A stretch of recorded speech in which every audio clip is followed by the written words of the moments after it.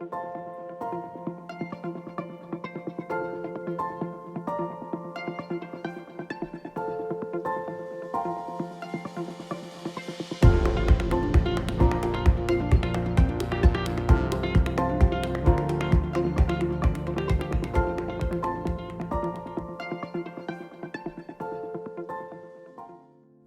what is prayer?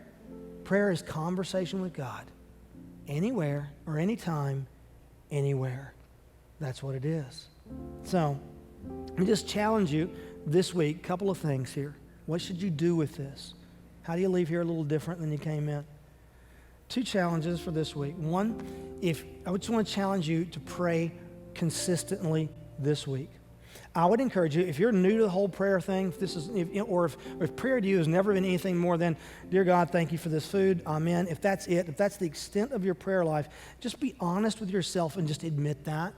And then set a goal this week, I'm going to pray consistently every single day. Okay? If you're already praying daily, man, why not pray more than once a day? Up your prayer game. But pray with great consistency. And you might be thinking, David, you don't know my schedule. You don't know how tight things are. I don't have time for that. Take out your phone, open it up to your calendar, and put in an appointment.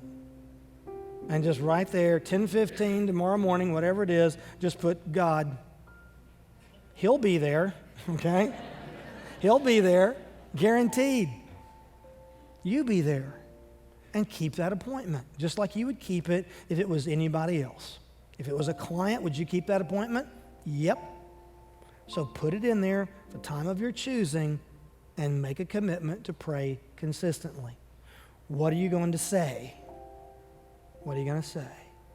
You're going to look right here at the model prayer that Jesus gives to us. You're going to look at those 6 things to pray about. And here's what I would recommend you do. You just jot down a little piece of scrap paper, kind of in a list down one side, leaving space in between each word, and just write down adoration, worship, provision, confession, intercession, and protection. Just write those little points down right there. And then you've got your 15 minutes or so appointment set aside. Say, okay, Lord, I want to just adore you. And here's what I would encourage you to do. You left a little space under each word. Just start writing out the bullet points of your prayer right there.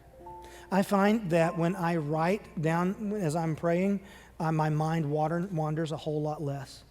And some of you are thinking, I tried to pray one time, and I was thinking about, FSU's recruiting class before I knew it. It was just like, boom, it just vanished.